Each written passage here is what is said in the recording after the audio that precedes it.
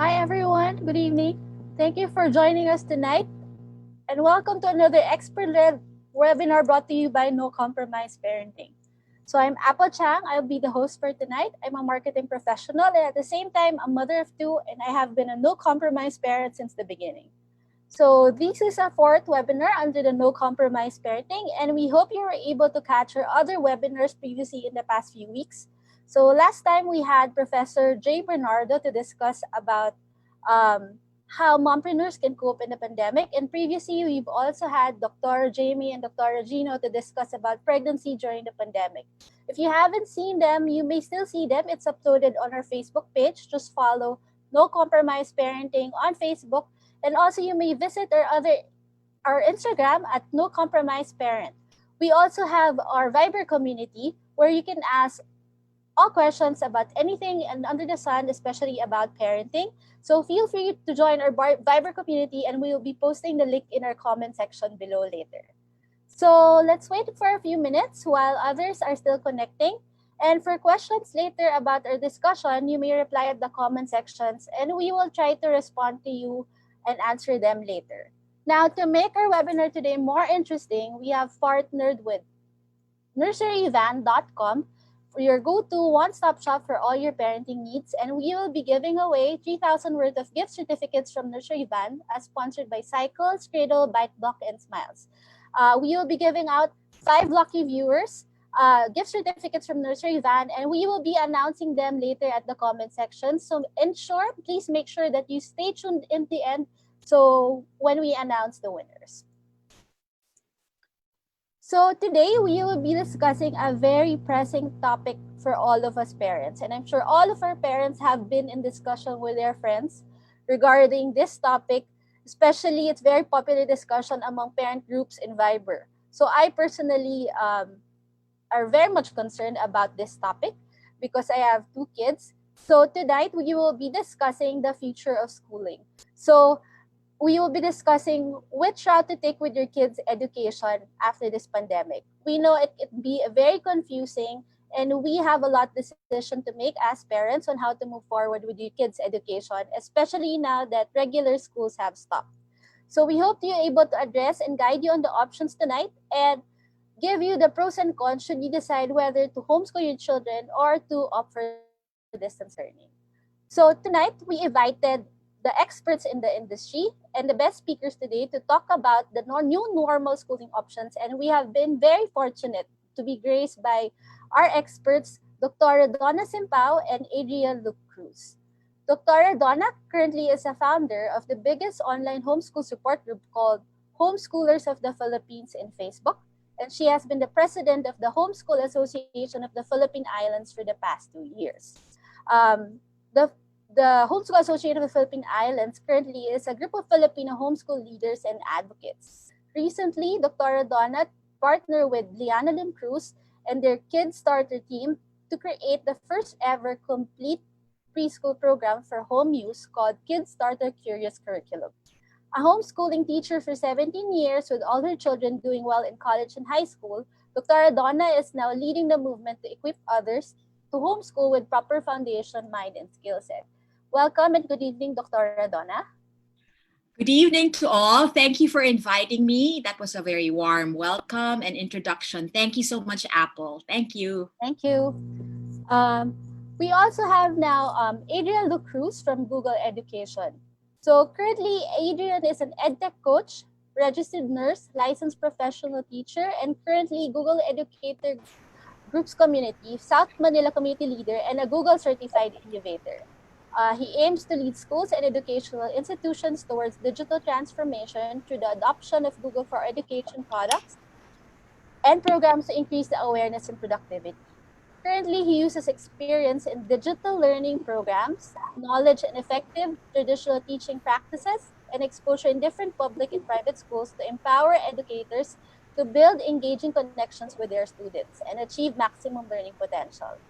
Alongside his current goals, he started Look Beyond the Classroom, an online passion project which helps inspire and elevate educators, innovative skills, create sustainable programs, and drive to create their own local content for teaching. Welcome and thank you for so much gracing us with your presence today, Luke. Hi, good evening, everyone. Thank you very much for inviting me. Thank you. So today, I'm sure we're all very excited to start. And we're very curious on learning on what path we should take our children with. So without further ado, I will lead you to Dr. Donna so she can start already the options for homeschooling, what tips and tricks that she can teach us, and how is it done. So Dr. Donna, I'll give you the floor. Okay, thank you so much. Thank you. You know, it's amazing that I had learned that our co-speaker is a registered nurse. So with you this afternoon is a doctor and a nurse who are now dabbing themselves in the field of education. You know, learning never stops. And so as models to our children and to the youth, we are continuously learning. And even I've been doing homeschool seminars for the past 10 years, and I would say that it is evolving, and now it is now being contextualized given the new normal that we have. So I hope to bring calm, I hope to bring clarity, and I hope to bring options. You know, it's really for parents of young children, and this group, I am assuming you have very young children and you are very young, and so I can imagine the overwhelm. I can imagine feeling drowned and feeling that your kids are missing out, you know, because of what's happening. But I think there is a silver lining. I think there is gold, and it is my desire that Adrian and I will help you find that gold in this pandemic. Okay, so homeschool basic. How is it done? What is our role as parent? Does it really work? And you know, how does it work? I was introduced earlier as an expert. However, you know, unlike in a medical field or in the educational field, you know, you can actually have experts that are placed after your name. You know, like Adrian has an RN, I have an MD, and you know, you can even go further for a PhD. Homeschooling is a little bit different. You know, if you talk about experts as a person who has a comprehensive and authoritative knowledge and skill in a particular area, you're assuming that there is something constant in all of these areas, right? There is something that can be replicable and doable in all, uh, you know, in all areas. But are they really homeschool experts? You know, am I really a homeschool expert? I can give you the tools because of years of experience, but the true homeschool expert will be the parents in their homes. You know, there are billions of homeschool setups all over the world, even, you know, made more, you know, increased in a thousandfold because of the pandemic. And so one can only attempt to be an expert of their own homes, of their own children. I cannot be the one to homeschool your children. I cannot be an expert of your children's personality, of your learning style, of the family setup, of the work environment, whether or not there is a helper who can assist, or a sibling or a grandparent. I cannot do that. You know, I can only give you the tools, what I have seen in the homeschool community the past 2 decades. So when I think of an expert, maybe I am going to invite you to be an expert of your own home. And let us not think of it as a 10-year plan. Let us just think of it for the next 10 months. As you think of preschool, I am assuming the primary years, because this community, I am assuming, are using baby products and all that stuff. But I am also assuming that you probably have older children or older, you know, siblings of your children right now. So, waiver, I would like to just say that I am a doctor. So, I come from a medical field. I love research. I love data. I love evidence. I also come from a Christ Commission fellowship. So, faith is very much into our homeschooling. I am also a author and creator of a homeschool resource. I had learned that our dear co-speaker Adrian is also into innovation and in projects that support local content for the educational field. And thank you that I am one of those that have created local content. So I'm just giving you my associations, and now I am the president of Happy, and therefore I am going to promote homeschooling. There, so there is my my family. You know, I am a doctor by profession, however, paused with my career in the medical field to homeschool initially my one, and then they became two, and they became 3 and 4 children during their preschool from toddler up to grade 6, so 13. So I handled partly with a partner school from preschool, grade, kinder, all the way to 6 times 4. So you would think 24 levels, and you would think 24 tuition fees that were saved.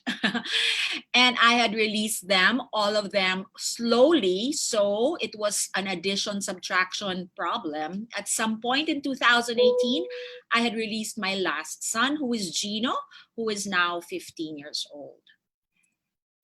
That's how we look now. So my kids now are 21, 19, 17, and 14. One wants to become a doctor. That's my eldest. That's Vince. Another one wants to become and is taking psychology for education, Marco. Raya is my artist, and Gino is still an incoming grade 9, and so figuring out what he'd like to do for college or high school. I mean, for college. So, and for life, you know. So pretty much the 3 of my older children are already aware or know their path. And that is one benefit of homeschooling, when you get to know the children and you get to know their passions and you support them in their gifting and in their interests. So most of the time, I notice that those who come out of homeschooling in high school know already what they'd like to do.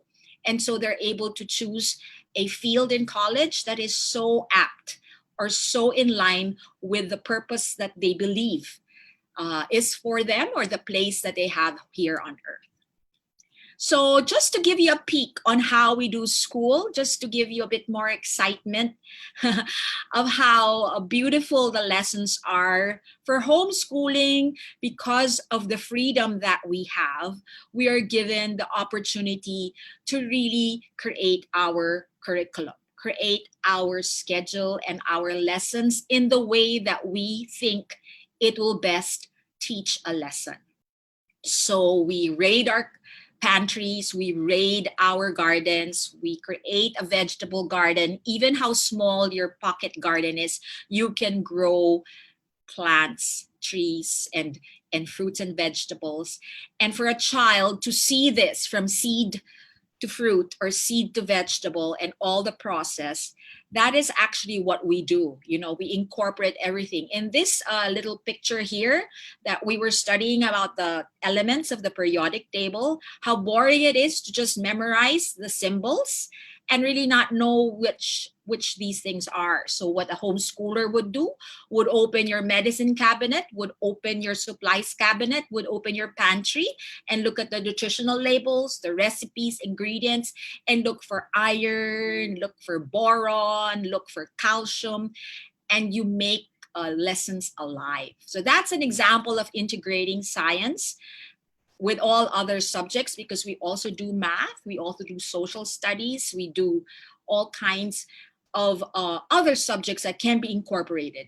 This is an example of a science project that had a lot of math. It was a solar system display wherein it was scaled to size but not to distance. And my 2 children who were collaborating in this project, the teacher Girly Argosino is one of our family advisors in the homeschool provider that I had worked with. Later on, you will know what a homeschool provider means. This is a lesson on the solar system that also incorporated art. And that's my daughter, who really loved to, to learn how to show the different characteristics of the planets through acrylic paint and all the techniques on making stars. So this is a science/math activity with an art element. This is how we teach math, Again, it is integrated, though the core subject subject is math, it is integrated with other disciplines. Gino, at 7 years old, had a sari-sari store. I think he was 6. And we had helped him because he needed to save and he needed to raise money for a toy that he wanted to buy. In this lesson, we did counting, we did pricing, we did money, we did markup, yung profit, income, and the older kids helped with the computation of the price. We also did what you call marketing, and I think that is what Apple does for cycles, marketing. And so Raya and her art skills, she created flyers, she created posters. And who were our market, or who were the ones who bought? These were either neighbors, grandparents, visitors, coaches for PE or tennis, those who came to the house. And in a span of, I think, 1 month, Gino was able to raise enough money to buy a Lego toy. And we translated all the information or all the knowledge to another. We stepped up, we joined Kidopreneur, which is a yearly activity in Glorieta or in whatever venue they choose, where children are taught business skills and they sell for a day. And from conceptualization to the actual last sale, we did it for about 3 or 4 weeks. And we incorporated everything from business, money, doing computer sheets like Excel, creating an Instagram account, marketing, and everything. I am married to a marketer with almost 25 experience in the corporate world. And so he also helped us, how do you bring it out? And that's the role of parents in a homeschooling situation here, no? So this is how we do math. Of course, we do drills, but we make it come alive after you've understood the concept. We make sure you apply it right away.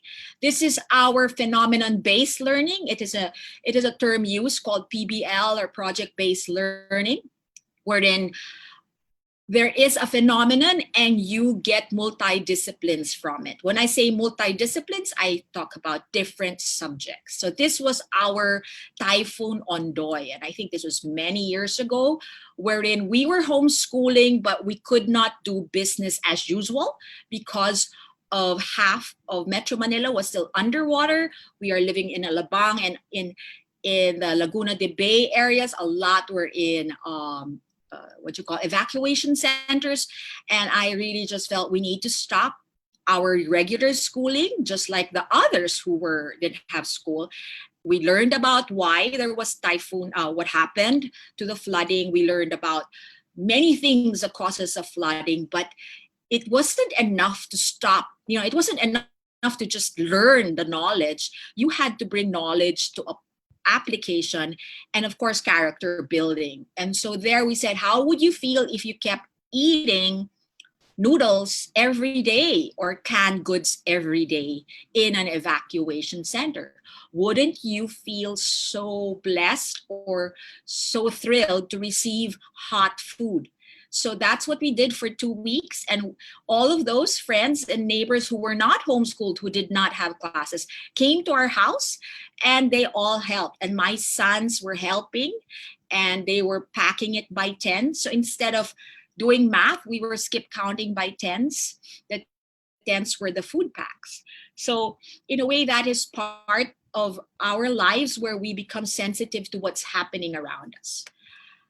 Again, as I said earlier, homeschool lessons will allow your children to find themselves. They will also be inspired and equipped in their passions. This is my daughter who, as early as 7 years old, was showing signs of artistry. She was very creative. She sewed her own clothes at 9 or 10. And eventually from sewing, she started acrylic painting, oil painting. And now the picture there with the Instagram, I think that was her Instagram, she sewed her clothes, her dress, just about a month ago because of the lockdown. There was nothing to do. And the 3 paintings in the lower part, Whereas if you notice Timothy Chalamet there, he's our favorite. And this almost Asian girl and this girl with a lot of psychedelic colors. These were all done during the lockdown because a homeschooler has so much time to discover themselves and a lot of time to practice. So she discovered herself. At 13, she knew she wanted to do art. And so because of all the exposure. I have more examples of what homeschooling is like in my blog, which is homeschool.ph. Again, I'd like to share this paradigm of educational core by Richard Elmore, where student, content, and teacher are in a triangle form. It is not a two-way among two things. I had grown, or I had been trained in a teacher-student paradigm, wherein teacher has all the information and the student learns, and the teacher assesses through an exam, which is standardized. And normally they would reward those who are very good in math, science, and the languages, no? With a shift in the paradigm, or with a shift in the educational framework, where they are now thinking or accepting that the content meaning is the subject material, which is the lesson, the curriculum, the tutorial, whatever content, whether it be in printed or in digital, is now part of the triangle. A student can now go direct to the content and learn it. It is no longer teacher directed or teacher didactic, two-way thing. It is now a sort of like an interaction among three factors.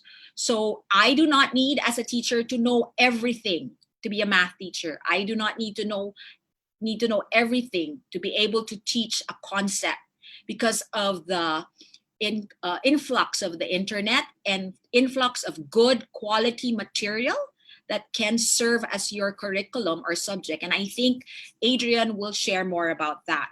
So this removes the pressure of being an expert. This removes the pressure of me being an algebra expert or something like chemistry expert, because at some point when I am feeling inadequate, I can already go to online learning. I can go to Khan Academy. I can go to National Geographic. I can go to other sites for higher learning. Now, this is actually a linear model of how one goes through the process of decision making, but it is not really linear. It is not like one after the other. I could not create a pathway that that would go back and forth. But for the purpose of just knowing the decision points, our homeschooler Ryan Buizon created this to explain to us that these are the sort of the stops that you need to go through if you are seriously considering homeschooling. And I will define homeschooling in a better way later. But basically, would you like to enroll with a school that will help you homeschool, or would you do it on your own and just go for DepEd for tests? Then you figure out learning styles of your children, different approaches and curriculum. Then you decide which provider. It's just like deciding which private school, which public school to go to. However, all of these you can decide a provider based on the materials they offer. You can decide a provider based on if they are really in tune with the learning style of your family. So that's what I'm saying. It's not a linear thing. No, it's all later. I will show you in a Venn diagram how these decision-making points affect the other. But I'm just saying that it's not an easy decision as if you were just picking a school.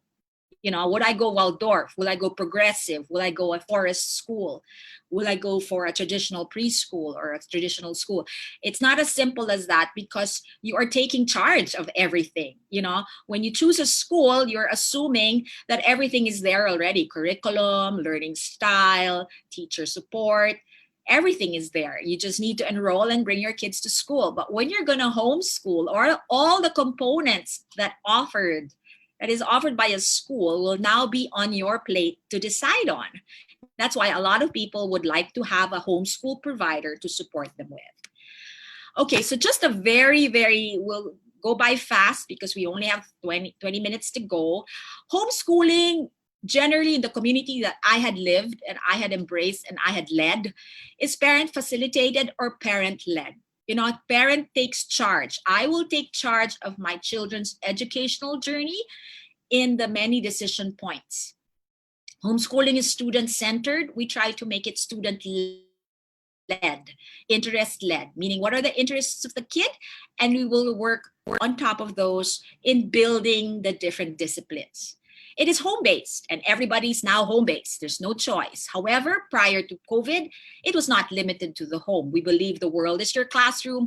We can travel in the middle of June or October. We can go, really on field trips as our material deems it, as our lessons, as we decide. Now, this lesson is more going to be more alive if we go to the actual place where this is going to be discussed further, or this will be experienced. It is also sensitive to the family setup and family season. And I believe this is the one that is very important today. Some families have lost double income. Some have lost one income because of what's happening to COVID.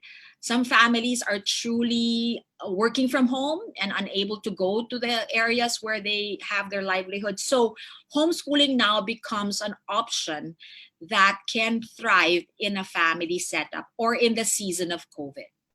But of course, again, just as there are setups that will allow it, there are also setups that won't. That's why homeschooling, as I am defining it, will not be applicable to all, but it will be applicable to a segment. Usually one or both parents are involved in the daily engagement, and you may not or may employ hired teachers or relatives. These are the ones wherein you feel inadequate to teach. You can do online learning for that. Or before, we would hire tutors that would come to the house.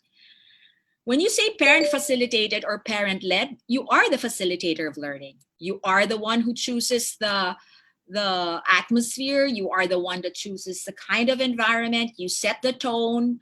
You determine what materials you'd like to use, whether you'll blend it with a traditional print or you will add up with, online materials, or you'll go to tutorials that are or what you call educational material online, whether it be a streaming or real-time material, or it's something like an offline that you download. Sometimes we call that, before it would used to be CD-ROM or DVD, but of course now I think that's also unheard of. It is already something you download and you watch on demand, no? But before, we would purchase CD-ROMs and DVDs. So, and you would create strategies, just like I saw that my son was into counting and my older son was in percentages and my daughter was in fractions. I will create strategies and methods to teach all of that in a homeschool setup that makes the learning fun and makes the learning real and contextual. I will not teach fractions as a simple number. I will teach fractions in the area of baking, in the area of cooking, in the area of, grouping things together.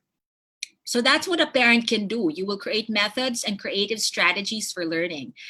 In a homeschool setup, the parent, like me, I'm a doctor. I also had to be the doctor, the nurse, the janitor, the driver, everything else, and the principal and the cook.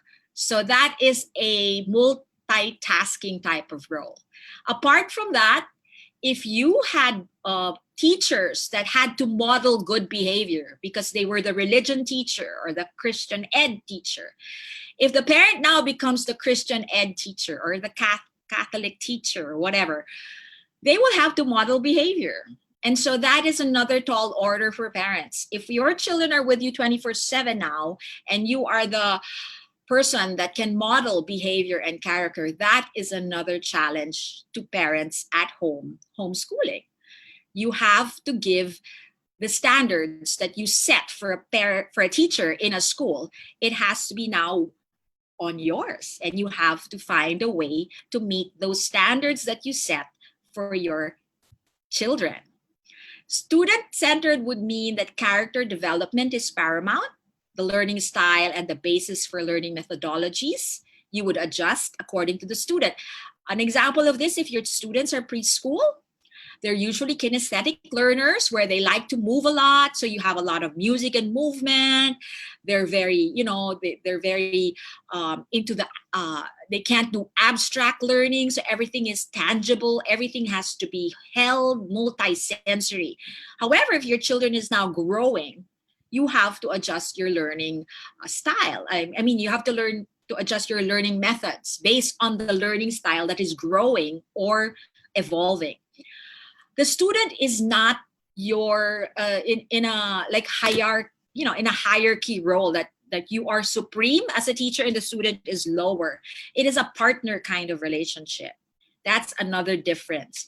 And they are engaged in their own learning process where they can actually determine how they want to learn certain things or certain concepts. Students have a voice, they share feelings, and they apply concepts learned. So again, when you think about it, it is like, when you think about it, it is looking a little bit like progressive education, a little bit of Waldorf in it. So it's like there's a multi-approach because parents can actually decide which approach they want to use in teaching certain concepts. So pre-COVID, these are just numbers. I'm just going to let you read it so that I can rest my voice. But basically, it's been growing prior to COVID. It's been a growing movement. And when I had asked current providers now, what is the rate of increase? They did say it's like almost 100 to more than 100% increase of enrollees. So they're doubling in number and they have not finished enrollment yet and school has not started. So truly, so many parents have moved or have shifted and embraced homeschooling as I've defined it. Later on, you will see the different sort of like permutations or adjustments or evolving setups that homeschooling has now provided because of a larger scale of number of homeschoolers. We have 2 national homeschools per year, and we're going to have one again, which is called the Connect Homeschool Conference, Philippine Homeschool Conference. They can just look for educatingforlife.co. That is where the details for the upcoming conference of the Philippine Homeschool Conference, July 3 to 5. We also have research, and that's what I love, to be able to prove that it works. Okay, so we are Happy, and you can know more about Happy and happy.ph. We're Association of Homeschool Leaders. In terms of legality, these are the DepEd orders that have been released. So homeschooling is legal, it is accepted, it is respected. And just early May 2020, it is now considered one of the learning delivery options by the DepEd. Again, just like in April, there was already a prediction that education system will be transformed because of COVID. And that's self-explanatory.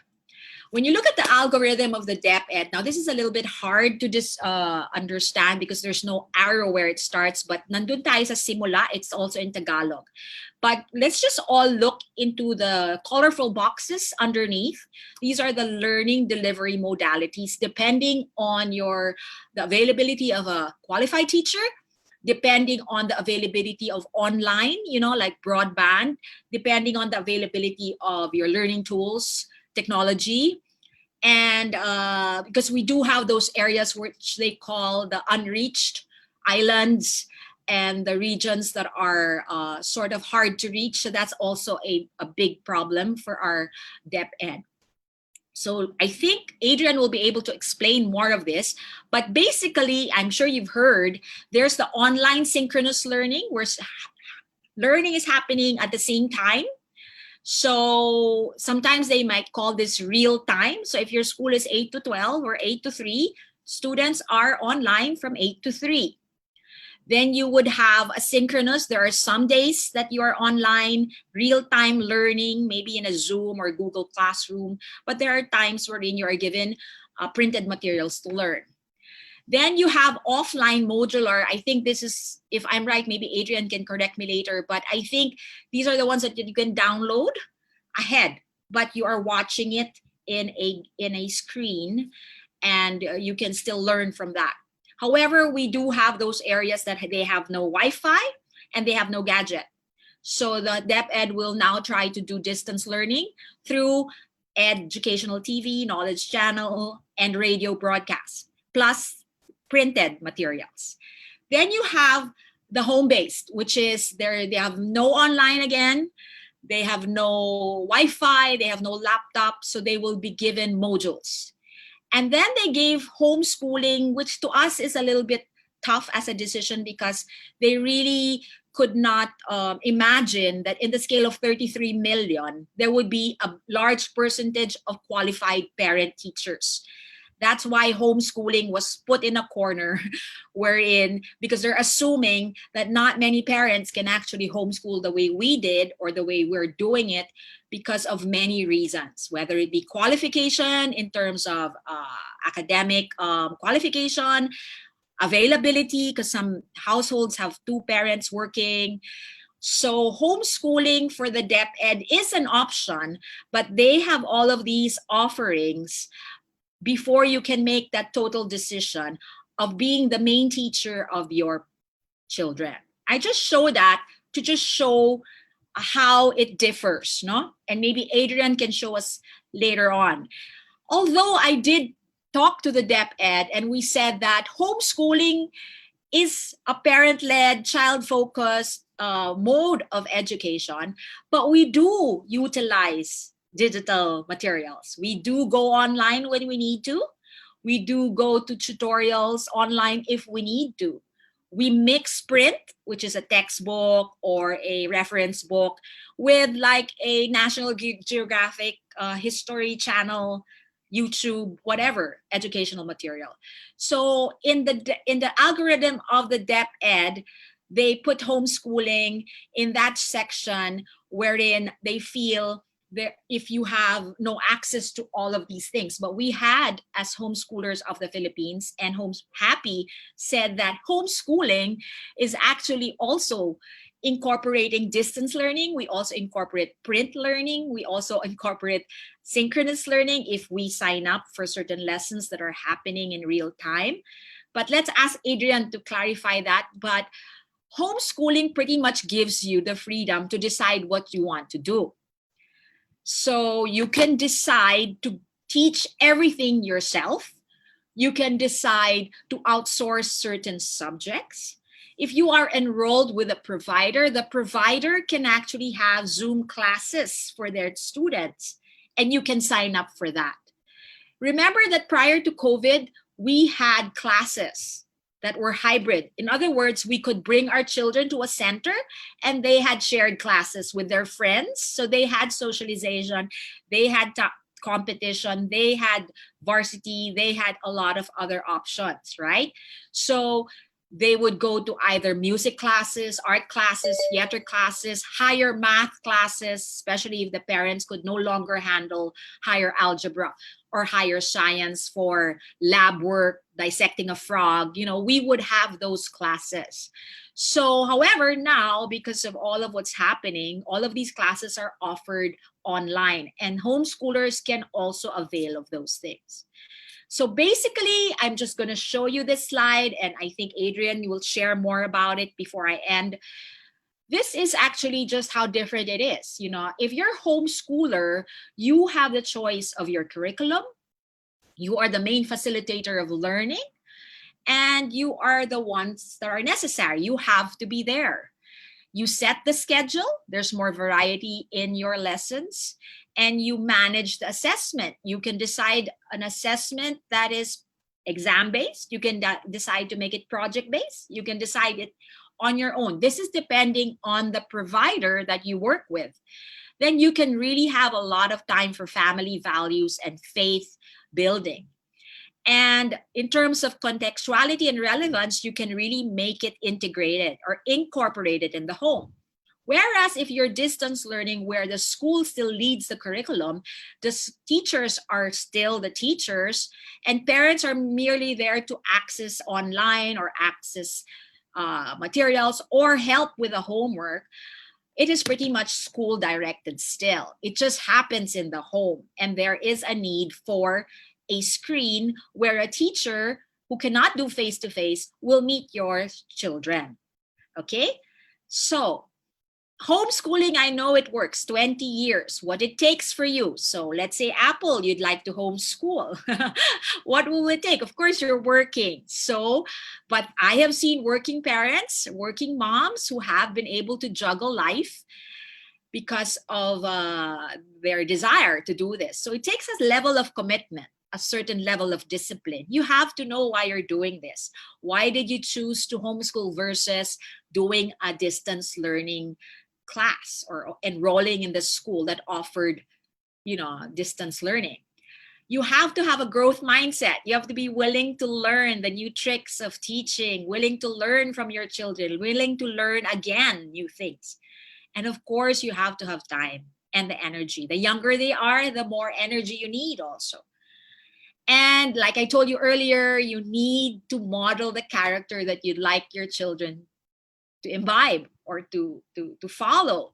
So that is very important because character modeling is the best way to teach a certain character. If you cannot show it, it would be hard to preach it. You're going to be like a hypocrite, right? So empathy, patience, love, humility are things that homeschool parents have to model because that's what you want your children to also pick up, right? And you need to decide. I mean, there's so many decision-making points. I showed you the pathway and it's so long. You'll have to figure out those parts and embrace the shift in education that there is now a multiple intelligence belief. It is not just related to math, science, and reading. There is so much more in a child's intelligence.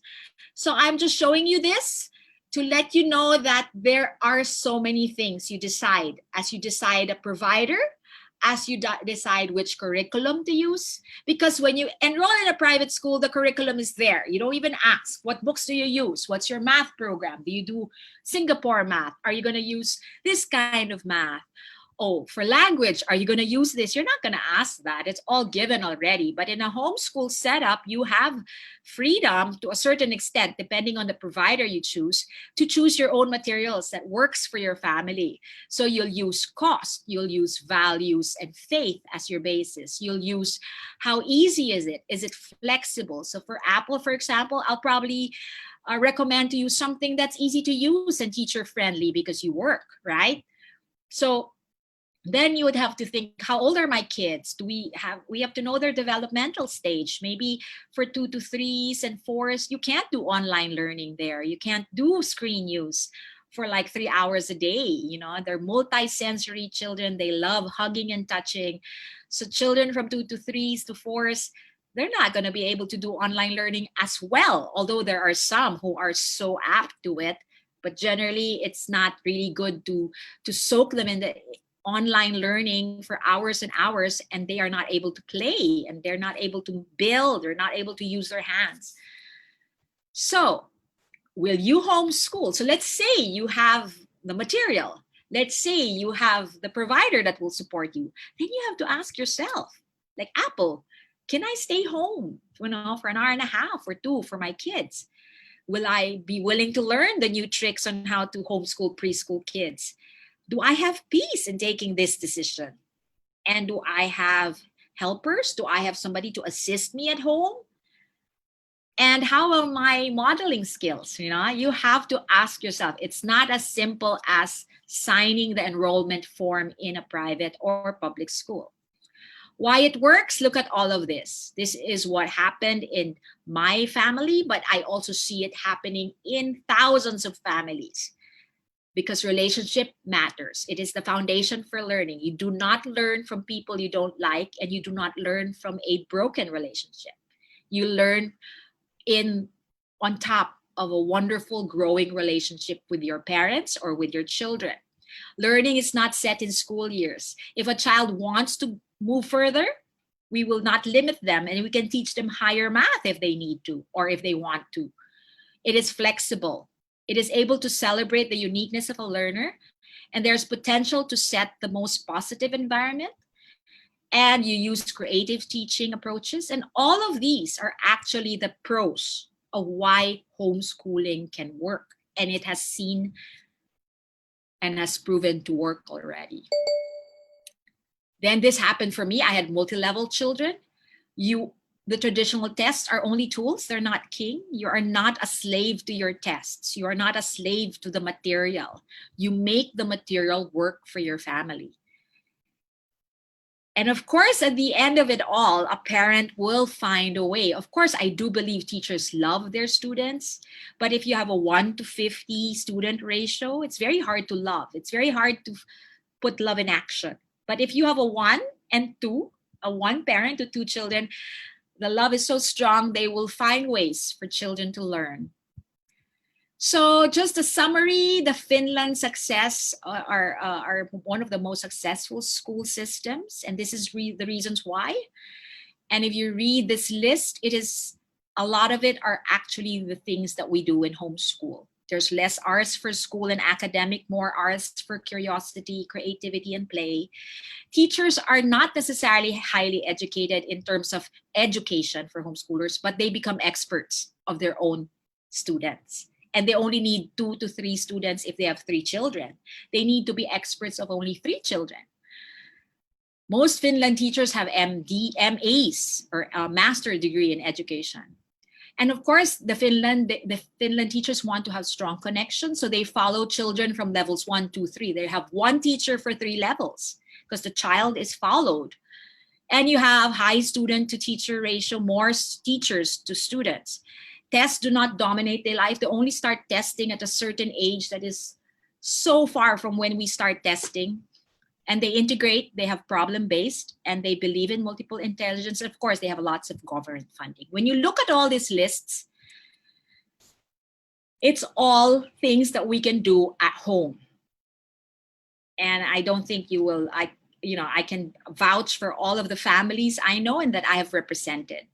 We are able to replicate the Finland system in our home. I will skip that. And what's also beautiful is the homeschool resources have been growing. And like I mentioned, homeschoolers are now creating homeschool materials. So we have I Homeschool, Why You Should Homeschool by Edric Mendoza, My Character Showing, and Blessing Our Children by Ivy Marquez, and our own Kidstarter Curious Curriculum for 2 to 4 years old, a complete preschool program, which you mentioned this in the start.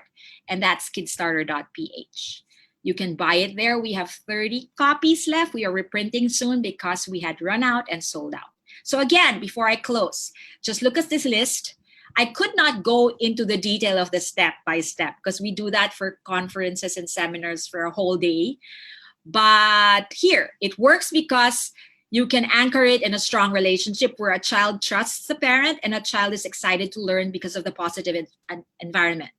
You are not setting the learning in just school years, that it has to be this, you're flexible. You're able to celebrate the uniqueness of a learner just as I was able to celebrate my creative artist daughter. You have the potential to set the most positive environment because you model empathy, you model good character, you model humility and love. And you are able to find creative strategies because you are not tied to a lesson plan that is set by a school. And how can you make a difference as a parent? Like you, Apple, know and understand your children. How do they work? How do they get so excited? You build that relationship from the moment they're born. Then you make your schedule and curriculum work for you, not the other way around. You have to find ways where the curriculum will gel into the family system. You have direct observation and you can adjust. If it's too hard, you're going to pull back. If it's too easy, you can challenge more, and you're there. Big schools cannot employ trial and error. We can do that because we're only addressing our 3 children or 2 children. You can create strategies. I've already mentioned all of this, and these are the things that you can do to make the difference. Again, these are the reasons why it works. Multi-level CELTEP, if you have multi-level children. You do not make tests your king, so it does not become a stressful time to learn. You are there to catch the magic moments and build on those magic moments. You are there to make meaningful connections, meaning what is meaningful to the child at that level you can build on.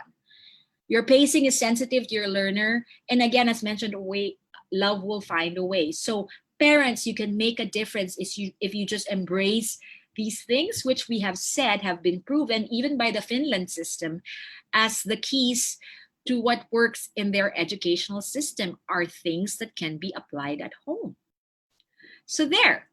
So I just sort of like had to brush through because of time. And I also want to hear Adrian. So I showed you an example, a sneak peek of what homeschooling is and how different is it really from just bringing school at home or doing an online class. It is so much more. It is parent facilitated and child led form of education. And so I would like to invite you guys to just go to happy.ph if you'd like to know more. Happy on Facebook. And we have what you call the Online Philippine Homeschool Conference videos. It was done last May, and they're all still up there in the Online Philippine Homeschool Conference Facebook group. And you can find all the videos about the basics of homeschooling in a more thorough way than this webinar. So there. So I invite you guys to consider homeschooling, but let's listen to Adrian. Thank you. Thank you, Donna. That's a Yes. very insightful talk that you had. I'm sure all parents listening to us right now have at least a decision-making process that they can look at. So for parents watching us right now, this webinar will be uploaded later should you wish to go back to the diagrams on why you should choose homeschooling. And I actually like to congratulate you first on homeschooling all your children. Yeah. Yeah. I will take it. I will take the congratulations. Congratulations. It was 17 years. Yeah. Okay. And yeah. Thank you. I am sure many parents admire you for doing that. I really like what you said, that homeschooling helps you discover your child further. And Yes. in the end, you get to know your child and they get to know themselves pretty well. Yes. And by the end of it, they really are sure what they want to be, like your daughter who's into art. So this is a lot of good things about homeschooling. But our key takeaway is, because when you should proceed to homeschooling, is that you have to be dedicated and you have to be really committed to do it. And lastly, love finds a way. So as parents, we can provide love to our children, unconditional love to our children. So at the end of the day, though we are homeschoolers, we are parents as well. Yes. So yes. Donna actually gave us a brief background on online learning, as they also use it as part of homeschooling. Now, we're also talking here to Adrian, who is a Google educator, for parents who cannot commit 100% to homeschooling.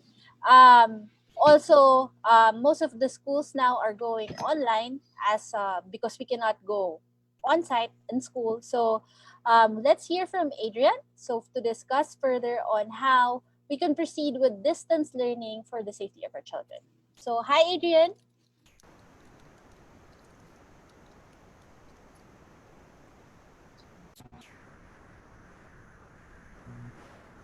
Hello? Hello, can you hear me? Yes, clear. Yes. And my presentation? Yes, Can it's you, clear. okay. Yeah. Okay. Again, good evening, everybody. I'm Adrian Luke Cruz. There. I'm an educational technology coach, also Google Certified Educator Level 1 and Level 2, and Google Certified Innovator. But prior to becoming a teacher, I first took up nursing and became a registered nurse.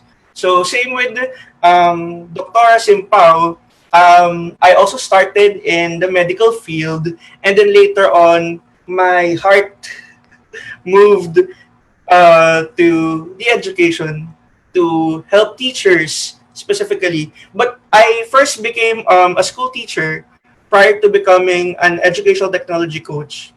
And then, well, after teaching and becoming an educational technology coach, I've been helping other teachers when it comes to integrating digital tools in their teaching, because here in the Philippines, right, kumbaga, yung adoption ng technology hindi pa ganon ka at par when it comes when we compare it with the other schools. sorry, when it comes to with other countries. So I've been doing community work for teachers since 2015 with the help of what we call Google Educator Group. So ito po ay startup community ni Google for educators. So they're actually looking and inspiring educators to help out other teachers to integrate technology, to use the different tools. Kasi here in the Philippines, kung mapapansin natin in the past few years, talagang ang technology hindi pa ganun ka-ine-embrace ng teachers. Kumbaga, a lot still are in the traditional side. Pero kung mapapansin niyo, ang distance learning, ang homeschooling, and others, kumbaga, matagal na itong ginagawa, matagal nang nangyayari in other countries, but here in the Philippines, we really needed more awareness and more of like a push for teachers, not just for teachers, not just for schools, but also for parents, that we have different tools already that can help us, that can help teachers to leverage their teaching and to increase or maximize the students' learning potentials. Then the other one also is that I'd also like to address sa teacher side na I think even for parents that the technology or the tools that we have, kumbaga, these are just tools. Kumbaga, these will just help us, but these are not actually a replacement to actual teaching or to actual teachers. So again, going back to the community. So I've been exposed to various communities here and abroad to help out teachers, even other students, on how to explore the different tools, specifically Google for Education tools. Ayan. So I've been also pushing other teachers or encouraging everybody to increase their professional development. So marami po pong opportunities ang mga teachers, not just teaching alone, but with the different applications, different tools offering, not just Google for Education, but other products. Arami natin pwedeng ma-explore and ma-unlock in our career. It's not just, kumbaga tayo, nakakulong sa classroom teaching.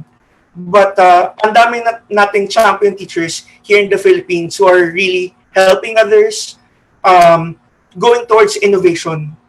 So yun po yung isa sa mga pinaka-importante also in teaching is that we also innovate. We help our students unlock also their potentials. Ayan. Now, here are the topics for tonight, for my talk. So ito po yung sasagutan natin. What is distance learning?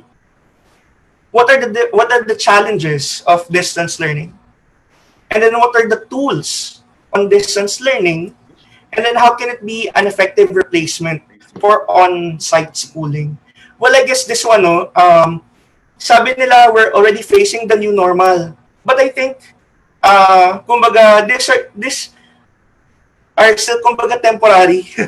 Kumbaga, well, for now, this will be a replacement to continue the education of the kids. But then again, as teachers, we have to make sure that we can really still cope up with these challenges. And for the parents, I think this is also an opportunity for them to understand what distance learning is and what are the different tools. Kasi ang daming, kumbaga, this has been the buzzword for the past couple of weeks already. Distance learning, online learning. So ano ba itong mga to? Kumbaga, the parents are already confused with ano bang mangyayari? What will happen in the next months? Tama po? So, ito yung mga discuss natin.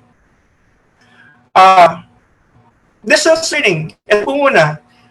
I-discuss muna natin by definition.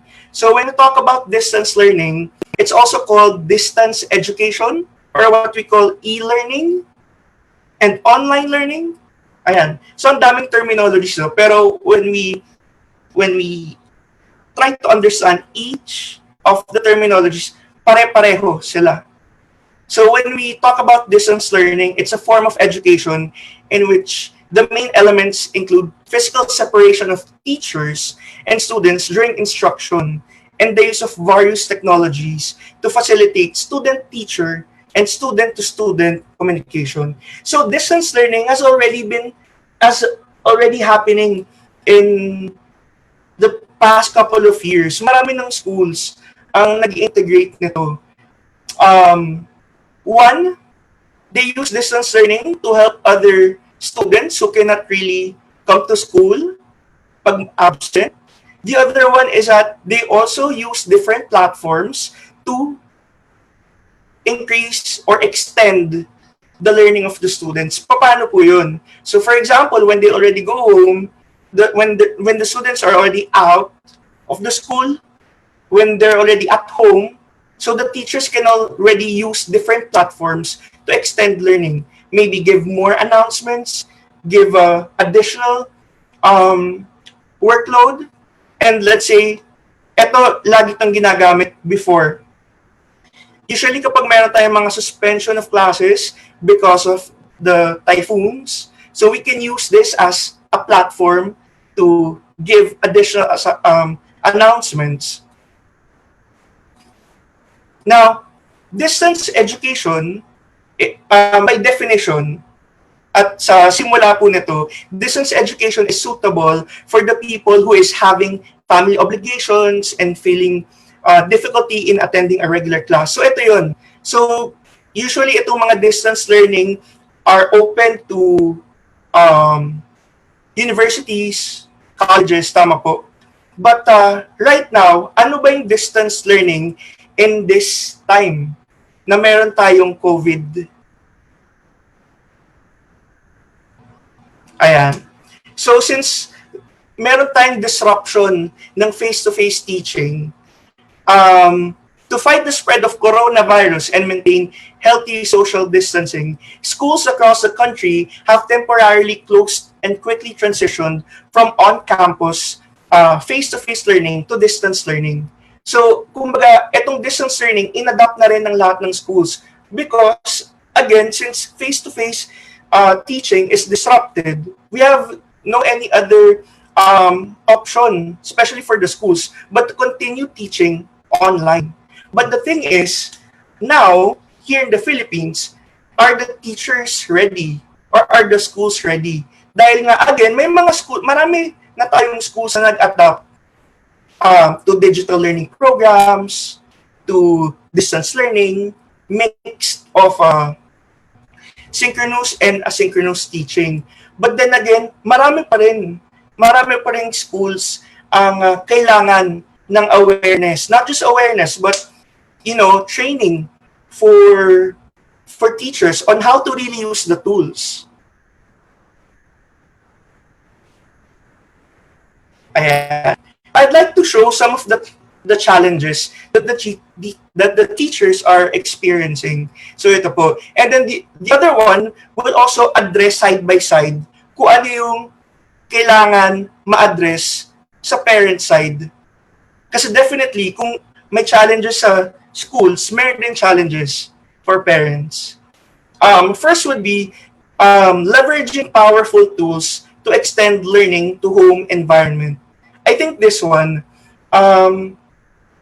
for schools, one would be, ang malaking question mark dito, anong tools ang gagamitin natin, right? If you are saying we're going to implement distance learning and we're going online, what are the tools that we're going to use? Alam ko ba gamitin yan? Or ako as a parent, alam ko ba gamitin ito to facilitate my child's learning? So that's one. Next would be developing understanding of distance learning and digital tools. Again, for the school side and teacher side, dapat by this time, nag-ready na rin ang mga schools when it comes to distance learning. I think we still have more time before the opening of classes in August. Pero for this one, the teachers, the schools, and parents should understand what distance learning is and yung mga digital tools na pwede natin magamit. Kasi sa totoo lang, ang daming tools available online. Marami. All are useful, all are essential, but then again, if we have a lot of tools na nasa harapan natin, baka din ma-distract tayo. Kumbaga, again, as teachers, we have to have like just your set of weapons for you to use. And then the other one is that for the parent side, the school should also explain what will happen in the school year, what would be the setup, what will be the guidelines. So this is also a collaborative process between schools and teachers and also parents and guardians to be able to facilitate learning for the students. Again, this is not an easy task. I think this is for everybody, not just here in the Philippines, but all over. That nangyayari to, we have kumbaga, ito ang kailangan natin gawin. We have to deliver online. But then again, ready ba tayo? Ayan. The other one would be distance learning without home internet access.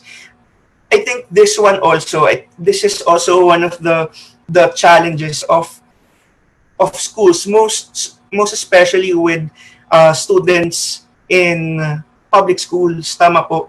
Kasi again, hindi din naman lahat may internet connection 24/7, or others maybe would have just data, kumbaga walang fiber, kumbaga. So these are still the things that we also have to consider. Even for parents, should we upgrade to a stronger internet connection? Do we increase our data? So what else? Kumbaga, ang daming factors na pwedeng maglaro when it comes to implementing distance learning. Maraming factors to consider. One would be technical issues. In a face-to-face, in an online meet-up or in an online classes, ang daming pwede mangyari. One would be technical difficulties when it comes to our individual devices. Number two, stability of our connection. Minsan kapag mayroon pang bagyo, pag may mga hindi natin inaasahan na weather conditions, that could also disrupt or might interfere with our regular class activities. So that's why I also reiterate to teachers and also for parents that we also allow, kumbaga, we give allowance for some technical errors that might happen during an online implementation or during a distance learning implementation. That's for both teachers and for students. Kaya talagang part of the preparation of schools are checking all the teachers' internet connection, and then the devices are, ang device ko ba ay sapat para makapag-online teaching? So, ang dami natin kailangan i-check to implement this. So, talagang kailangan ng careful guidance also, and not just guidance, pero kumbaga for the schools, kailangan aralin din nila mabuti. Ano yung mga guidelines sila? Ano yung mga rules and implementation sila? And that should be reflected also and communicated sa families. The other one would be engaging students in remote instructions. Our students now are Generation Z. So they have diverse learning styles. Marami silang strategies, and the other one, tama, ang kanilang attention span, maikli po, no? So, kung ang teachers nag-aalala, how do we engage our students inside the classroom? Ang big question mark nila ngayon would be, how do we engage more our students in a remote instruction? And this one also, when it comes to this one, the teacher should also adjust to the delivery. Hindi ibig sabihin na 8 hours ang teaching or 8 hours ang klase ng mga bata in a day. Dapat 8 hours din naka-online ang mga bata. So, hindi din po ganun. Even us, for teachers, or even us, for trainers, ang hirap mag-conduct ng online training or online discussions for 4 hours, maybe 3 hours. It's already a challenge for everybody. But then again, we also have to consider that in engaging our students, ang kailangan natin gawin, since lahat ng face-to-face interaction disrupted, lahat ng recitation, wala. Physical, kumaga project making, ng face-to-face, wala. Performance. So, what we have to do is to create modules, to create interactive materials to still engage our students. So, ang palalakasin natin ngayon, dahil walang face-to-face interaction, will be their skills in creating videos, creating materials, output. And in that way also, our students are, kumbaga ang skills sila, they're very much connected with the technology. Kaya kung mapapansin nyo, even for the teachers, parent teachers, when you bring in a tool or technology with your teaching, magulat kayo, iba eh. May magic, may spark when you do this with your students. Because again, our students are Gen Zs already. Ayan. We have to accept also that sometimes, mas magaling pa sila sa atin when it comes to manipulation. Magulat tayo na when it comes to these kind of strategies, our students can also help us. Ayan. The other would be finding ready-made learning content. So, ang concern din ng parents, how will the teachers can create a content? Again, marami tayong ready-made learning content na pwedeng gamitin. Basta, we should have to cite them properly. But the other one also, I'd also like to encourage teachers who are listening or watching now to create their own content, yung kanilang local content. Kasi kung mapapansin nyo, I think this is one of my passion projects as well. I'm encouraging teachers to come up with their own content. Kasi kung titingnan niyo when you research, halos karamihan, puro puti or puro foreigners who would have, kumbaga, videos for math or videos for science. So with this one, I think this is also an opportunity for Filipino teachers to really boost their creativity when it comes to coming up with their content. Again, for the content, hindi ibig sabihin na 1 hour ang regular classes natin ay 1 hour din tayo mag-online classes with the students na lecture. Hindi po ito ganon. Right now, what we have to do is content chunking. Ano po yung content chunking? Baka din kasi magulat yung mga parents na baka magulat sila na hindi naman nagtuturo yung mga teachers. They're just giving instructions. But actually, right now, hindi natin pwedeng ibabad ang mga bata when it comes to ganito, Zoom or Google Meet for 8 hours. It would be very difficult for them and also for the teacher. So again, ang gagawin ng mga teachers sa mga schools would be content chunking, wherein they would have to break down their lessons into maybe 5-minute, 10-minute reading material or videos.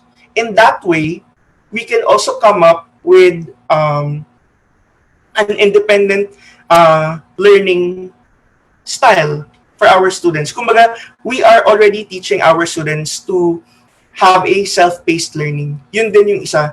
I think this is one of the benefit of having a distance learning approach for our students. Hindi natin kailangan talaga mag-lecture for 1 hour. We become facilitators to all the preparations that we're giving. And then, for the parent side, ang kailangan ng parents will be maliwanagan sila. Ano yung tools na gagamitin? Again, we have to go back to the core tools. Kumaga ang schools, dapat may core tools sila na clear for the parents. In that way, they can also facilitate the learning of the child or their children. Ayan. Also this one, meeting the needs of diverse learners. Again, marami tayong diverse learners, and then we also have to um, address all their needs. Kaya ba? Can we really address the needs of the learners? Paano? We're all doing it remotely. Again, we have different tools that we can use. The more na alam natin ang tools na magagamit or nagagamitin natin within our students or even for the parents, kung alam din natin yung mga tools na ginagamit nila, we'll be able to come up with very good modules. We could come up with good strategies when it comes to our teaching. And then the other one, I think this one nababanggit ko na to, communicating with families, kailangan malinaw ito. So if kayo po ang parents, dapat po by this time, alam nyo na po kung ano ang direction ng school, ano ang tools na ginagamit nila or gagamitin nila, ano ang curriculum, ano ang strategy, anong scheduling. So yun po yung mga bagay na dapat ngayon ay nailalabas na ng mga schools para ma-inform mabuti ang mga parents. Ayan. So ang daming distance learning types. Ang dami-dami po. But then again, I think this one, hybrid distance education, ito po ang ginagawa ngayon ng mga schools. When we say hybrid distance education, this is actually the combination of asynchronous and synchronous learning, in which students are subjected to follow the specific deadline to complete their work. So again, hindi ibig sabihin na kumbaga 8 hours ang ating klase, 8 hours din na naka-online. So again, we have synchronous classes. We use that to facilitate learning, thought processing with the students, asking them questions. I think the other one also, for parents, you have to watch out for this. Ano ba? Abangan or kailangan yung tingnan if the approaches of the teachers ay, kumbaga, kung tinatouch din nila ang socio-emotional learning. Kumbaga po, dahil disrupted ang classes, affected tayo, tama po. Pero affected din ng students. So when it comes to their regular activities, to their regular interaction with their classmates, disrupted din yan. So when teachers deliver their lessons, synchronous man yan or asynchronous, they have to make sure to check also the socio-emotional aspect of the student. Okay ba siya? Is he or she feeling happy or sad? So may mga ganon din also to consider in our lessons. Mapamat man yan or science, Filipino, or any subject. We have to cover that as teachers in our lessons. Kailangan i-check din natin from time to time yung students natin. So we can also come up with strategies like modules wherein there are parts that they can have corners for their students for maybe mini diaries or reflections. That would also be important. Just also to check the students' current state. Ayan. Again, going back with hybrid distance education, ito ay asynchronous and synchronous learning in which the students are subjected still to follow the specific deadline to complete their work. So meron pa rin rules, may scheduling pa rin, but then again, it's all delivered online. Merong schedule for classes, may schedule for reading all the materials and when to finish specific tasks. Ayan. For this one naman, learning management systems. For the schools, marami tayong learning management systems na ginagamit. Ito yung mga available online learning management systems or what we call LMS.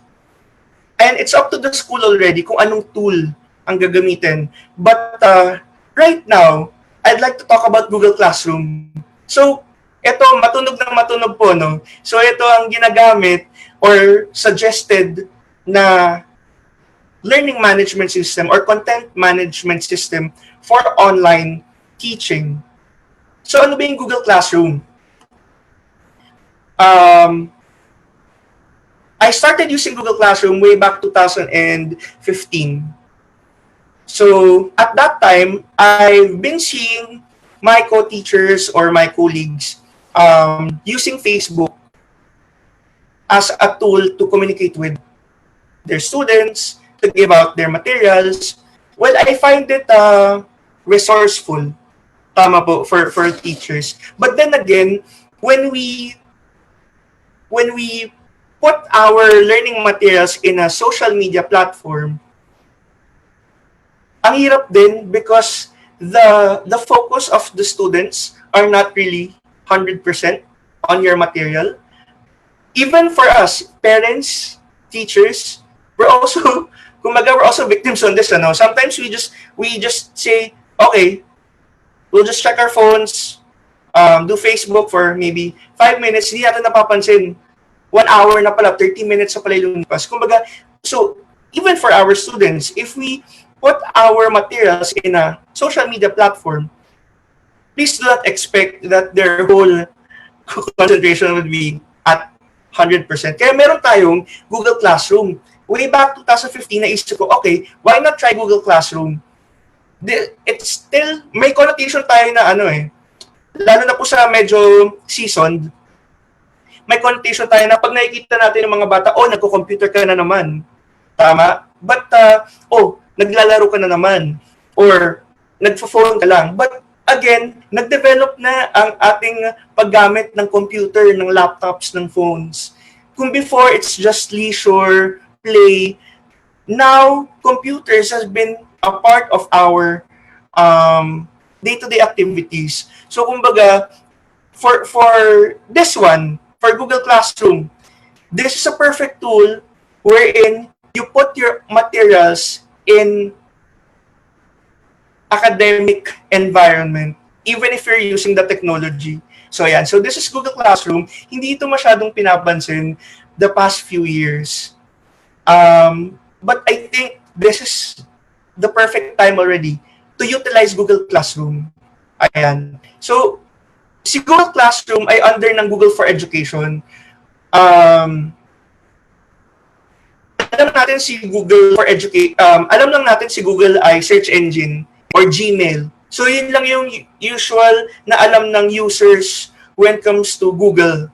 So, they either go to Google to look for info, to search, or they use email.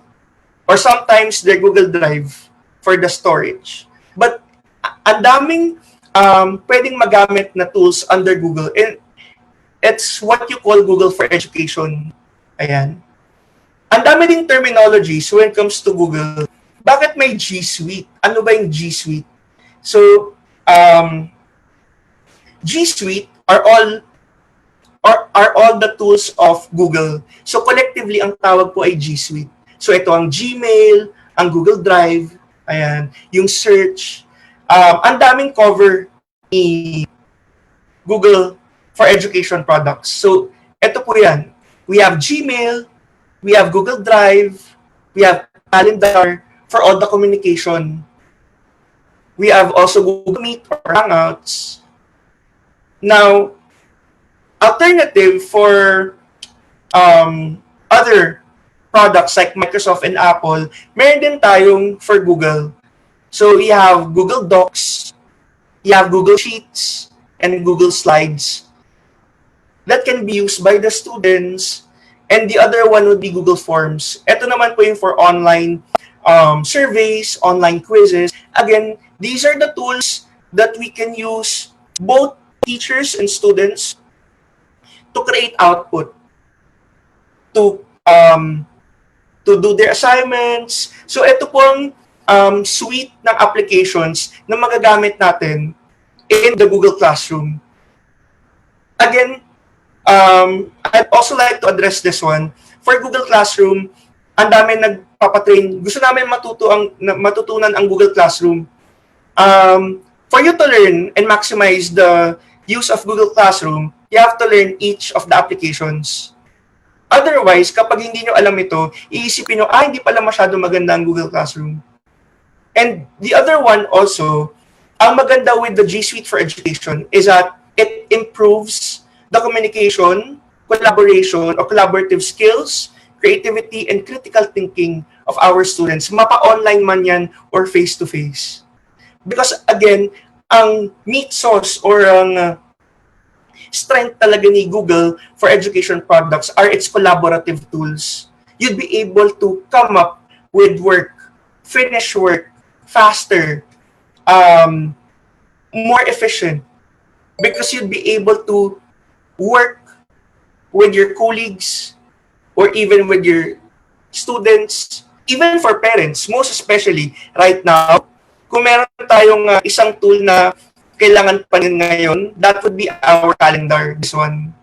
Kung dati tinitingnan lang natin to as a tool just to check our paydays, special events, this would be very helpful now to continue online teaching or distance learning. So again, these are the different tools that you can explore. Ang maganda is that if a school applies for a Google for Education, it's for free. It's for free for schools. Basta you're a registered school in the Philippines, DepEd, TESDA, or CHED. Pwede kayo mag-apply. They're giving it for free. And then for the storage, just a quick run lang. If you just create your own Google account, it's just 15 gig storage kapag gumawa kayo ng @gmail.com. Pero kapag nag-apply as a school, the school will be given as many as 10,000 accounts that they can manage, and for each account, that's unlimited. So kahit magamit, ang dami nagsabi, pwede ko na pala magamit yan kahit Gmail account ko lang. So hindi ko na kailangan mag-apply for a school account. It's okay, you can still use all of the tools. But then again, 15 gig storage lang po ang ating pwedeng matanggap. But then again, if you apply for a school, that's also the advocacy of Google for Education. They're giving it for free. And then for each storage, that's unlimited. So that's why we really encourage teachers, schools, to use Google for Education. Because it would be really powerful. Talagang, even for all their class materials, workflow. Yan. So, sa totoo lang po, magamit lang or malaman ng school ang Google for Education tools, and they decide on the platform. So this would be very good for teachers and for students. And again, for the schools, what we also have to do is to communicate this with the parents na ito rin yung mga tools na gagamitin ninyo. Ayan. So again, etong mga tools na to, or what we call G Suite for Education tools, can also lead to these results: personalized, measured, collaborative, and diverse. You can still come up with PBLs, like what Dr. Simpao mentioned a while ago, project-based learning, self-managed, and then most especially, you can still come up with materials that are authentic and also experiential for the students. So ayan. Again, before I close, technology is merely an augmentation to a teacher. So it can help the process of learning, but it certainly cannot replace the role of the teacher. Again, so ito po, for the parents, we just have to, as schools, teachers, we just have to inform our parents ano ang tools na gagamitin, and we also give them chance to learn this so that they can help their kids. And then last one, technology won't replace teachers, but teachers who use technology will probably replace teachers who do not. So again, marami pa po tayong time. We still have a couple of weeks to learn and choose our platforms para then again maliwanagan din ang mga parents and stakeholders of what will happen to their kids in the coming months. Ayan. With that, thank you very much.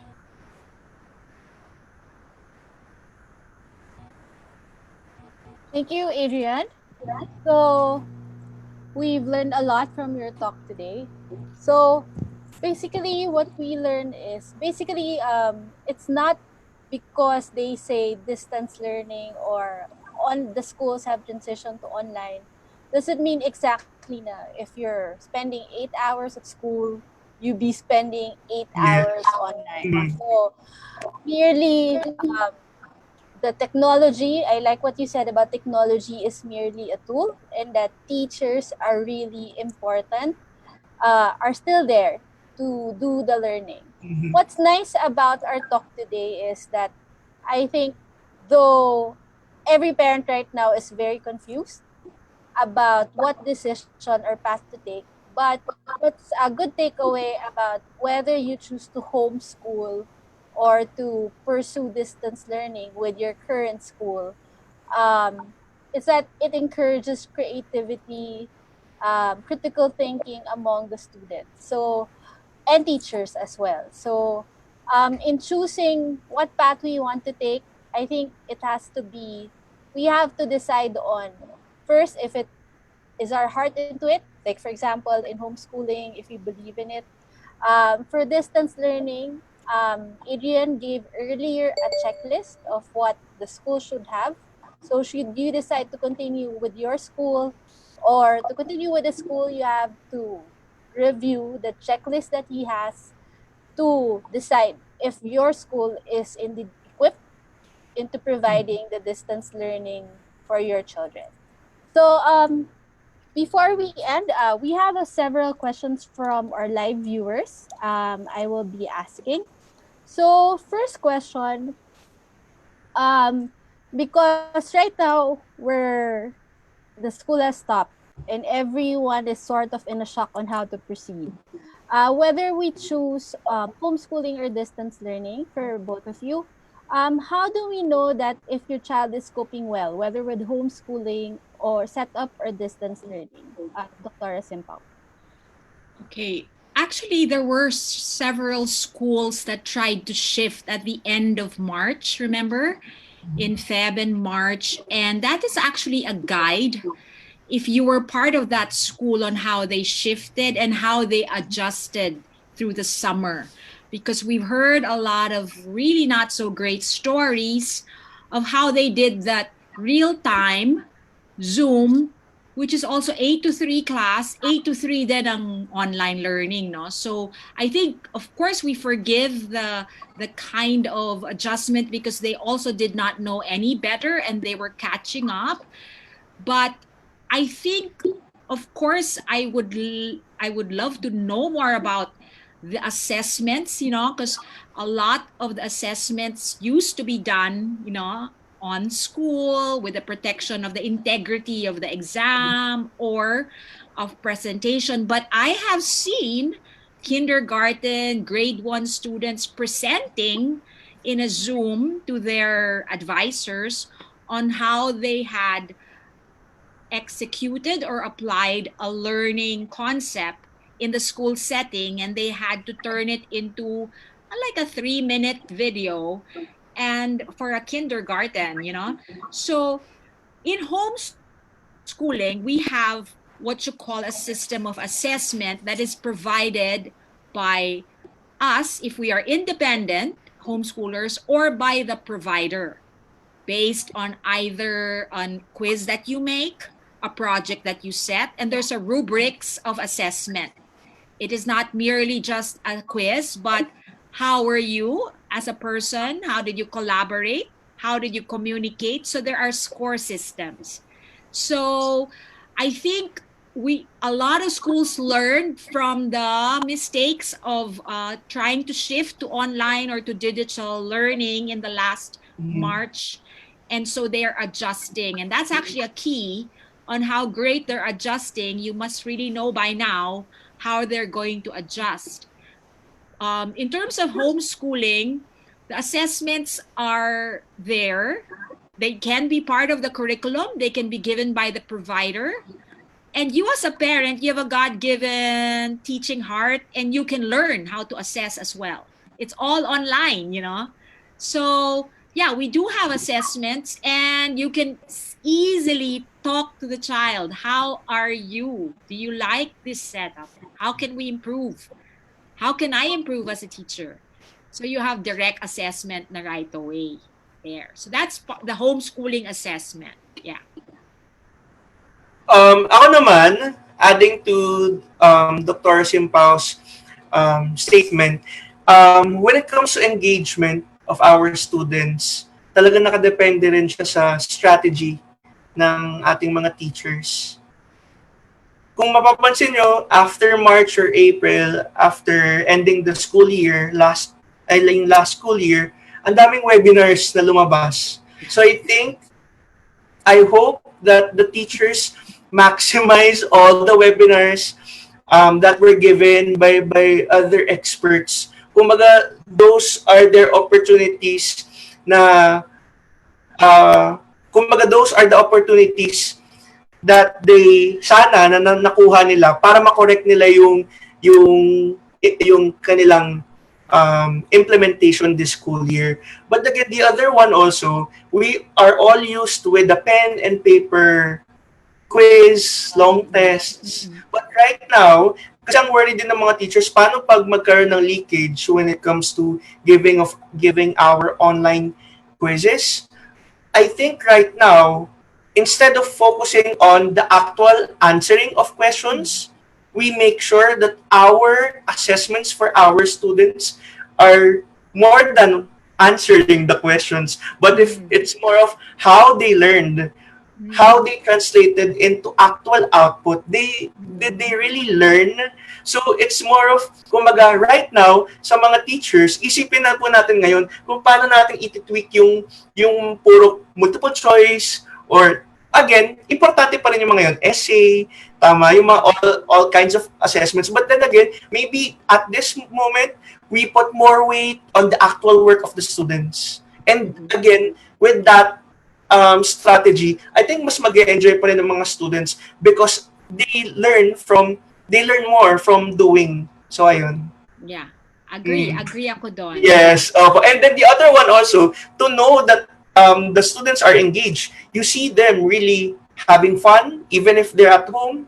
Yes. Gumagawa pa din. Ayun. Yes. Yes. All right. For the next question for Dr. Simpao, what is the best age to start homeschooling? Actually, the best age is from birth. You know, I mean, of course, that's expanding the definition of homeschooling, right?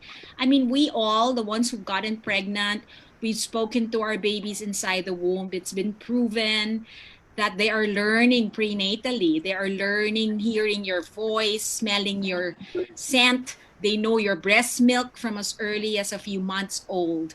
So the brain is developing from then. So the homeschooling, wherein you expose the children so that their brain development is stimulated through experiences, through love, through emotion, through words, through reading, begins really at birth, no? Or prenatally even.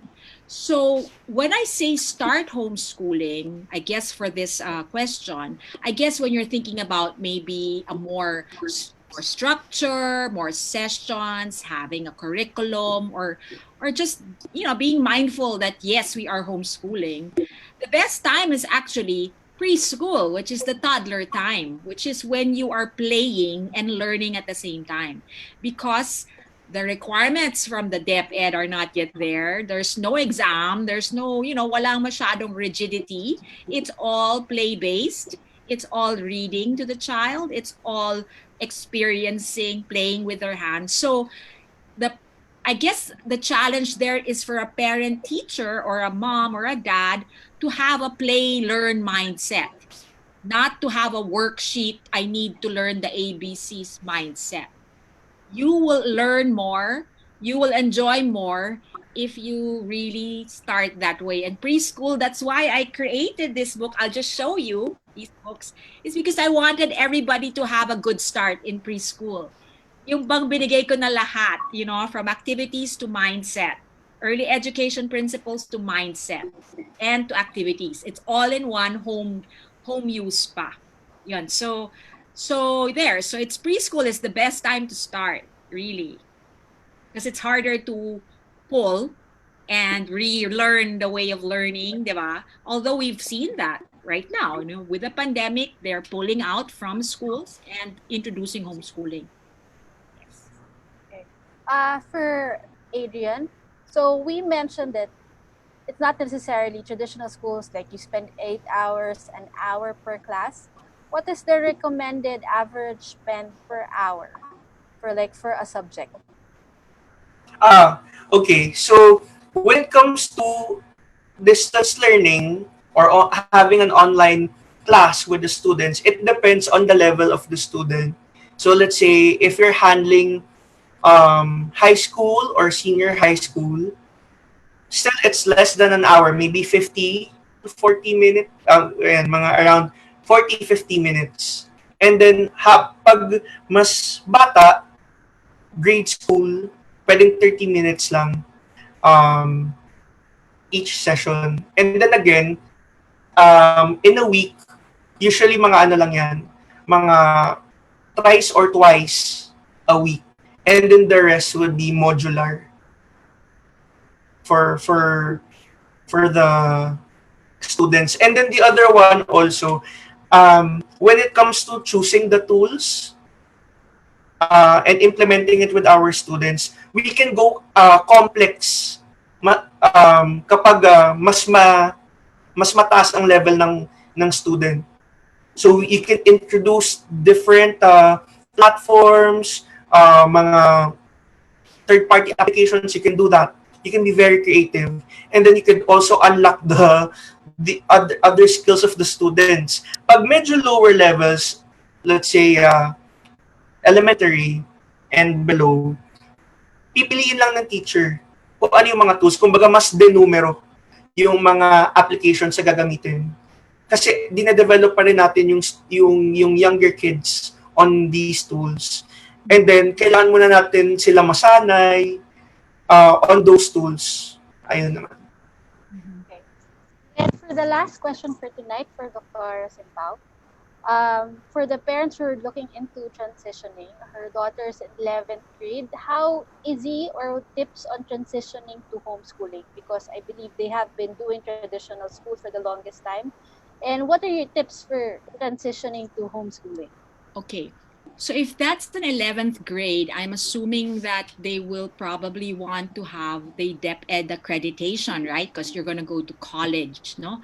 So one is, of course, since it's senior high, there's a lot of requirements for the senior high that a parent might have to outsource. I mean, of course, you have already trigonometry there, you have physics, you have the strands. So enrolling with a provider that is DepEd accredited for the senior grade 11 or grade 12 is going to be beneficial if the plan is to enroll in a university based in the Philippines that would require a transcript that is accredited by the DepEd. In terms of transitioning, this is where I think Adrian has said the technology of the higher levels, that it's already, you said something like more malalim or more diverse yung options. So Tama. based on the track that the child has chosen, I'm assuming incoming 12 or 11, she already chose something, whether it be the science track or the STEAM or the humanities. So she can actually choose, very specific based on the track that she chose and with the support of the provider. So what's going to be a come on for this is it's going to be a very directed learning and specific to the child's track already. And that might actually be a win-win for a grade 11 who has very good tech skills already, assuming, and knows what she wants. Because once you get to the library of online, of course, protection from whatever, the fake news or the bad info, a child doing online who knows what she wants with all the online availability, wow, That's awesome. That's an awesome parang opportunity. The transition though, of course, is what's the role of the parent? If the child is self-motivated, if a child is independent learner, the role of the parent becomes different. You're not anymore dictating there, or the child needs to learn how to schedule her own life, to be more, independent, to really check on her track, and maybe the parent is just on the side. I'm assuming that it's a independent learner, motivated, and knows what she wants. So yon, that's it. How Okay. about Adrian? Adrian, can I ask Adrian? Sure, sure, no problem. Sure. Because I am just assuming, or assuming that the statement here, technology is merely an augmentation to a teacher. It was written prior to no face-to-face, right? So Yes. this statement is now challenging because it is not just assuming, it is now assuming that the teacher is also inside the technology, right? Yes. So because I remember I saw this before somewhere, and I realized when somebody wrote this, their probably concept is the teacher is a face-to-face teacher who you can come to, you see every day, di ba? There's that social Yes, that's emotional true. bond, So, di ba? yes, sama po. So, talagang in the past years or like past few months, talagang ang expectation lang for the teachers would to come up with a blended learning style Yeah. for you Yeah. to use. But in our case, most especially in the Philippines, the schools, the teachers would have to do a rapid shift. Yeah. To And an they're gonna be delivering it also they're on the screen. Yes, tama. So it's even more challenging. Challenging, It's even more challenging. challenging, tama po, kasi when it comes to online delivery, even for us teachers, trainers, we've been conducting trainings na face-to-face for teachers and even for students, may challenge na eh. So, Yeah. even for us trainers, talagang we also had to learn or practice how to speak in front of your laptop without any Yes. audience because it's very different. Even if you're a teacher already for the past years, it's different speaking in front of your monitor or your screen without any participants, without students, because you don't see their reaction. And then at the same time, you have to develop kumbaga, a quick skill on how to manipulate while you're teaching Troubleshoot. Yeah, and troubleshoot troubleshoot. those who Yes, are and lagging. it's Yeah, also like kumbaga co-hosting yourself. You yeah, have yeah, to deliver yeah, your content and at the same time make sure that there's no dead air and make sure yeah, that they're still listening and then you're clicking some tools. So yeah. yung mga yun, kung yun ang worry ng mga teachers din, practice po, talagang napapractice ito at nade-develop. And I Ayan. think the parent has to come in to become the social emotional arm that Yes. will absorb the, I don't know, because when you think about it, my comment lang is that teachers are now learning palang the blended na may face-to-face sana. Yes. Tapos tinanggal mo pa yung face-to-face. Face-to-face. Opo. So, they're trying to accelerate in all of these in time for August. So that's why we need the parents to step in talaga eh. As in, you cannot really outsource everything to distance learning and not get involved. You have to at least step in and understand Google Classroom. Understand that on your own so that it can lessen the burden on the parent, on the teachers. And to also give some Totoo po. calm in And your then life. another one also, maybe for the parents who are watching this, I hope also that, kumaga, because all the schools are still in the process of learning this, so let's also expect some technical difficulties that might happen during an online classes with your child. Kumaga, kasi ano rin siya eh, it's still a skill that we all have to learn Yeah. And I think that's why that's why a lot decide to homeschool, since they realize that given the support that the school gave, or yung it looks like hindi magaling yung pagka-innovate ng online nila, and ang daming requirements from them, a lot really felt na if I have to sit with my kid for 8 to 2 p.m. to be with them on the gadget, I might as well just homeschool them, especially if they're in the grade 1, grade 2, grade 3 The na younger medyo ones. kaya yung scope and sequence. So that's what I'm seeing. Kung they'll just be there anyway to support the delivery of the online learning, I might as well sila na lang. Parang may ganon eh. There's an aspect na ganon. Yeah. Okay. So we had a lot of topics that we discussed today. And I, for one, who have kids who's supposed to start preschool this year, learned a lot. And I have a lot of discussion with my husband tomorrow regarding the Great job. future of my kids. And I hope we have helped a lot of parents into deciding on how they want to proceed with this, the education of their children the coming months. If should you decide to go distance learning, Adrian has provided us with the tools. Should you decide to homeschool and you have further questions, Dr. Simpao is at happy.ph. You can check on it, check her pages in Facebook so you can learn. For those educators and parents who are interested, you can visit Look Beyond the Classroom. So you can look for our experts and ask them for questions on further. Due to our limited time, we cannot answer all your questions. But again, thank you for our experts today for enlightening us. I'm sure a lot of parents have been enlightened about what decision to make and learning about a lot about homeschooling at the same time with distance learning. So thank you, Dr. Simpao, and thank you, Adrian. Thank you. Thank you. Thank you And very Good much. evening. good evening. Good So, evening. thank you for all the parents who watch us today. Thanks especially for No Compromise Parenting in Nursery Van for making this possible.